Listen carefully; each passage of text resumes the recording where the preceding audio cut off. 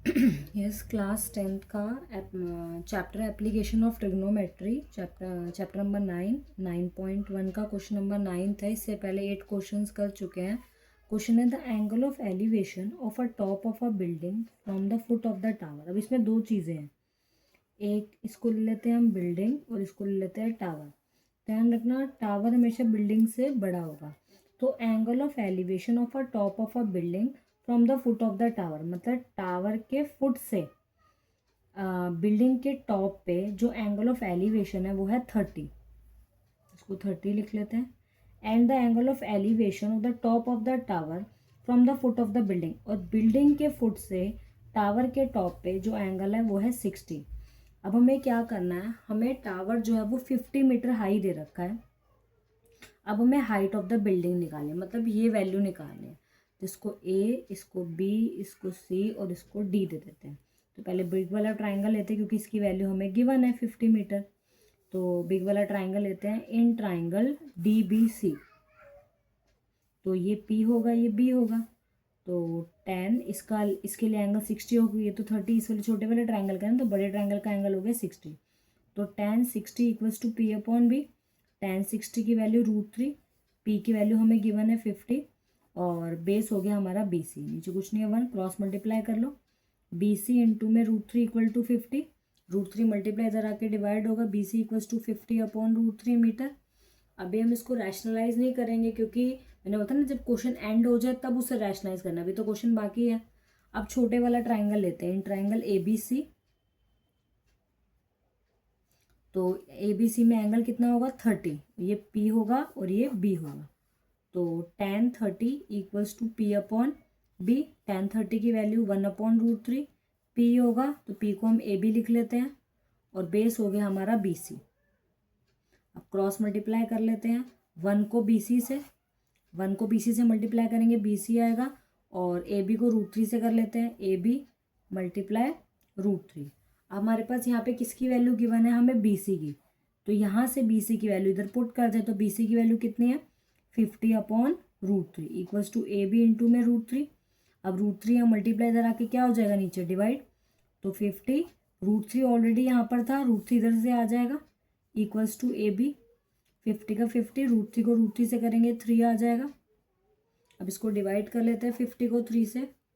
3 1 ज़ा 3, 2 नीचे रिमाइंडर 0, 3 6 ज़ा 18, 2। अभी और ज़्यादा डिवाइड होगा नहीं क्योंकि डेसिमल में जाएगा, तो इसको इतना लीव कर देते हैं। जो रिमाइंडर आया उसे ऊपर रखेंगे, जिससे डिवाइड करा उसको नीचे रखेंगे, और जो क्वोशंट आया उसे साइड में लिख देंगे मीटर। तो हमारा हाइट ऑफ द बिल्डिंग कितनी आ गई, हाइट ऑफ बिल्डिंग की वैल्यू आ गई 16, 2/3 मीटर। अगर ये फुल डिवाइड हो रहा तो इसको फुल डिवाइड कर देते हैं। Next question number 10। Question number 10 है, 2 poles of equal height standing opposite to each other. तो एक रे में 2 पोल है जो इक्वल हाइट के हैं, जो एक दूसरे के सामने स्टैंड कर रहे हैं। Each other either side of the road which is 80 metre wide, और जो रोड है वो कितनी मीटर वाइड है 80 मीटर, मतलब 80 मीटर चौड़ी है वो रोड। और अ पॉइंट बिटवीन, बीच में किसी पॉइंट पर जो एंगल ऑफ एलिवेशन है, यहाँ से एक पॉइंट पर एंगल ऑफ एलिवेशन दोनों पोल पे, मतलब एक तरफ एक एंगल और एक तरफ एक एंगल कितना है 60 एंड 30। 60 एंड 30 आप किसी को लो, इसको 60 लो, इसको 30 लो, इसको 30, इसको डजेंट मैटर। तो इधर ले लेते हैं 60, इधर ले लेते हैं 30 respectively. Find the height of the pole, हमें हाइट ऑफ द पोल निकालना है। और साइड में हमें बताना है कि डिस्टेंस फ्रॉम द पोल, मतलब इस इतना डिस्टेंस कितना हो, इतना। ये पूरा तो हमें पता है 80 है, ये भी फाइंड करना है, ये भी फाइंड करना है, और साथ में हाइट ऑफ द पोल। तो हाइट ऑफ द पोल दोनों की सेम, अगर एक की निकलेगी तो सेम वही होगी। अब इसको देते हैं ए, इसको बी, इसको सी, इसको डी, इसको ई।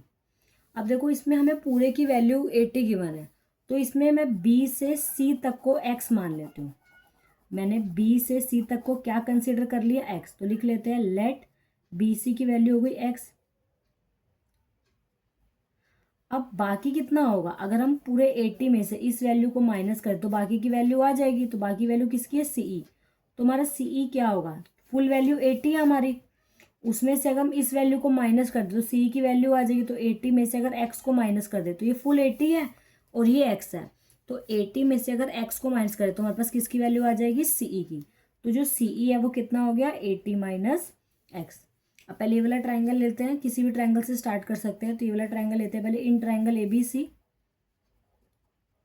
इसमें भी P और B को यूज़ करके H का कोई यूज़ नहीं है।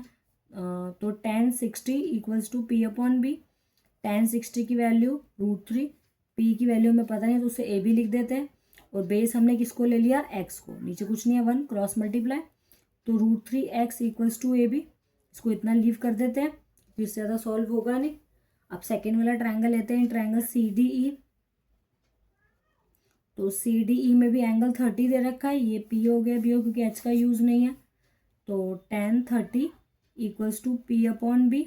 tan 30 की वैल्यू होती है 1/√3, और P हमारा ये है DE,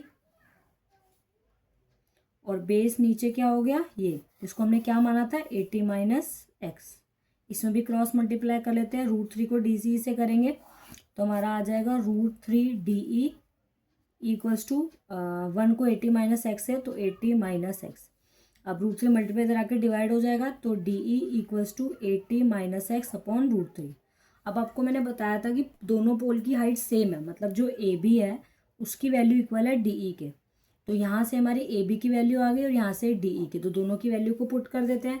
AB की वैल्यू क्या आई है, √3x, और DE की वैल्यू आई है 80 - x अपॉन √3।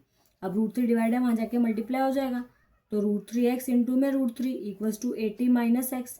अब √3 को √3 से करेंगे 3x equals to 80 - x। x यहाँ माइनस इधर आके क्या हो जाएगा, plus, equals to 80। 3x plus x कितना हो जाएगा, 4x इक्वल्स टू 80। अब 4 इधर आके divide, x equals to 80 upon में 4 कट कर दो, 4 × 1 = 4, 20। तो x की वैल्यू कितनी आ गई, 20। तो मतलब ये जो हमने BC सोचा था x वो 20 है, तो लिख लेते हैं कि BC की वैल्यू x थी तो कितनी हो गई, 20 मीटर। अब जो CE है वो कितना होगा, 80 - x। तो CE को हमने क्या कंसिडर किया था, 20 - x, तो x की वैल्यू 80 - x। तो 80 का 80, x की वैल्यू 20, तो 80 में से 20 गया 60 मीटर। तो CE की वैल्यू कितनी आ गई, 60। तो ये जो आपको बोलता है डिस्टेंस फ्रॉम द पोल क्या हो गया, 20 और 60। क्लियर। अब हमें हाइट ऑफ द पोल भी निकालना है, तो इसी को ले लेते हैं हाइट ऑफ द पोल। क्या था, AB इक्वल्स टू √3x। अब x की वैल्यू कितनी आई है, 20, तो यहाँ 20 पुट कर देते हैं, तो √3 इंटू 20, तो 20 √3 हो जाएगा। तो हाइट ऑफ द पोल कितना आ गया, 20 √3 metre. That is your answer.